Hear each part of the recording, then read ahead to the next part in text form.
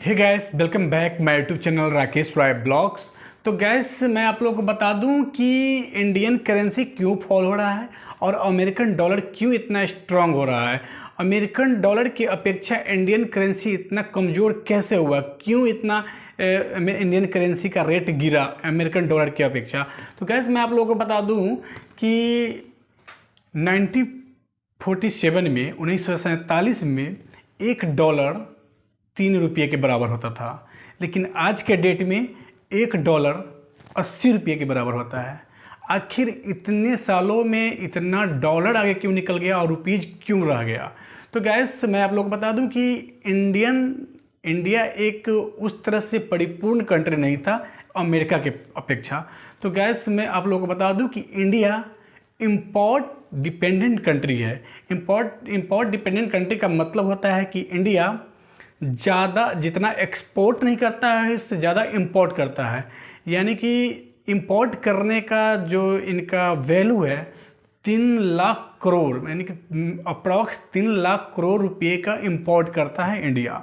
तो गैस, जब तक इंडिया एक्सपोर्ट से ज़्यादा इंपोर्ट करेगा तो इंडियन करेंसी गिरता ही रहेगा। इंडियन करेंसी को स्ट्रॉन्ग करने के लिए इंडिया को एक्सपोर्ट ज़्यादा करना पड़ेगा, इंपोर्ट कम करना पड़ेगा, इंपोर्ट डिपेंडेंट नहीं होना पड़ेगा। जब तक इंपोर्ट डिपेंडेंट इंडिया रहेगा इंडियन करेंसी गिरता रहेगा। इसलिए इंडिया को इंपोर्ट पे कंट्रोल करके एक्सपोर्ट ज़्यादा करना चाहिए, ताकि अगर किसी भी कंट्री का करेंसी गिरने का मतलब होता है कि आपका डिमांड कम है। अगर जिस दिन से आपका डिमांड ज़्यादा हो जाएगा तो वैल्यू बढ़ जाएगी, वैल्यू बढ़ेगा तो आपका करेंसी स्ट्रांग हो जाएगा। और इंडिया के करेंसी जो गिर रहा है इसका स्ट्रॉन्ग कैसे होगा, इस पर मैं डिस्कस कर रहा हूँ। इंडियन करेंसी स्ट्रॉन्ग कैसे होगा? तो पहला, इंडियन करेंसी स्ट्रॉन्ग तभी होगा जब इंडियन करेंसी का डिमांड बढ़ेगा। और डिमांड कैसे बढ़ेगा? मान लीजिए कि विश्व के किसी कोने से टूरिस्ट ने ताजमहल देखने आया और ताजमहल देखने के लिए अपने करेंसी को आरबीआई से कन्वर्ट करके इंडियन करेंसी लिया, तब जाकर ताजमहल देखा।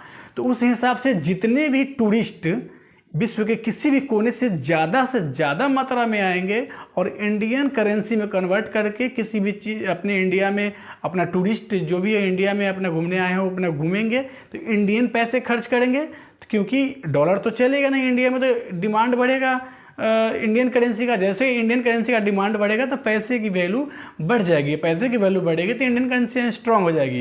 ये तो हुआ जितनी ज़्यादा मात्रा में अपने देश में टूरिस्ट आए, पहला। दूसरा क्या है? एक्सपोर्ट और इंपोर्ट।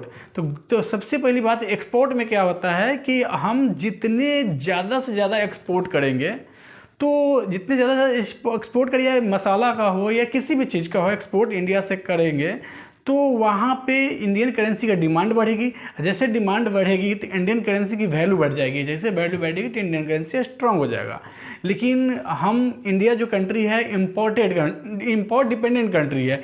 इंपोर्ट डिपेंडेंट इसलिए कि लगभग आयल जो है इंपोर्ट ही होता है, इसलिए इंपोर्ट डिपेंडेंट कंट्री इंडिया को कहा जाता है। जिस दिन इंपोर्ट डिपेंडेंट कंट्री इंडिया ख़त्म कर लेगा, सिर्फ ज़्यादा इंपोर्ट ज़्यादा एक्सपोर्ट करेगा तो इंडियन करेंसी खुद ब खुद स्ट्रांग हो जाएगी।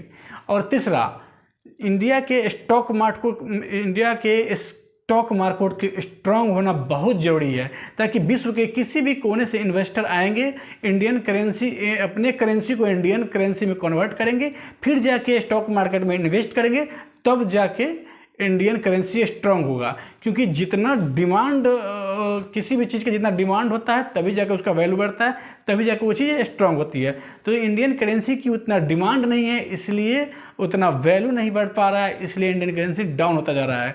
और पूरा जितना भी दुनिया में कोई भी चीज़ का इंपोर्ट हो या एक्सपोर्ट हो, कुछ भी हो, वो डॉलर में होता है, इसलिए डॉलर नंबर 1 पे है। नहीं तो डॉलर का डिमांड सबसे ज़्यादा है, इसलिए डॉलर नंबर 1 पे है। और सबसे इक्वलिटी जो होता है डॉलर पे ही होता है, या दिनार हो या इंडियन करेंसी हो या नेपाली करेंसी हो, पाकिस्तानी हो या कोई भी करेंसी हो, उसका कंपेयर अमेरिकी डॉलर से ही होता है, क्योंकि सारा इंपोर्ट एक्सपोर्ट डॉलर में ही होता है। इसलिए हमारे देश में अपनी करेंसी पे डिमांड बढ़ाना होगा। जैसे डिमांड बढ़ेगा तो करेंसी खुद स्ट्रांग हो जाएगी, खुद उसका वैल्यू बढ़ जाएगा, खुद स्ट्रांग हो जाएगी, तो हमारी करेंसी भी काफ़ी स्ट्रांग हो जाएगी। तो गैस इसमें एक क्वेश्चन भी आता होगा कि इसके लिए सरकार क्यों नहीं कुछ करती।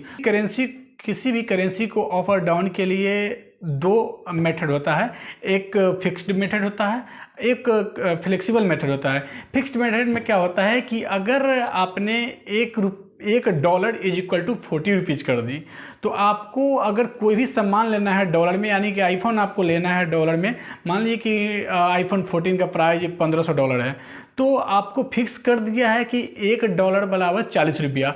अब 40 रुपये के हिसाब से $1500 आपको देना पड़ेगा।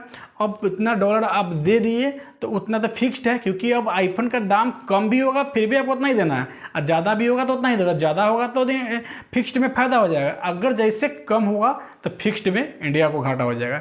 इसलिए कोई भी कंट्री फिक्स्ड मेथड को अप्लाई नहीं करता है, कोई भी कंट्री फ्लेक्सिबल मेथड कहीं अप्लाई करता है। कि सपोज डेट उसी आईफोन को अगर फ्लेक्सिबल मेथड रहता तो उसी आईफोन का दाम 1500 है और उसका डाउन हो गया $1200 हो गया, तो आपका तो फायदा हो गया $300 का। अगर फिक्स्ड रहता कि नहीं हम इतना ही $1 बराबर इतना ही देंगे, तो उस हिसाब से आप $1500 ही पे करना पड़ेगा। फ्लेक्सिबल मेथड में अगर बढ़ गया तो आपको घाटा है, और डाउन हो गया तो आपको फायदा है। तो बिजनेस में घट बढ़ होता रहता है, इसलिए कोई भी कंट्री फ्लेक्सिबल मेथड को ही अप्लाई करता है। तो गैस आई होप ये वीडियो अच्छा लगा होगा, और अच्छा लगे तो लाइक करें, सब्सक्राइब करें एंड शेयर करें। मिलते हैं फिर नेक्स्ट ब्लॉग में, और नेक्स्ट ब्लॉग में मैं ये बताऊंगा कि अमेरिकन डॉलर इतना पावरफुल क्यों है। तो गैस थैंक्स फॉर वॉचिंग, जय हिंद।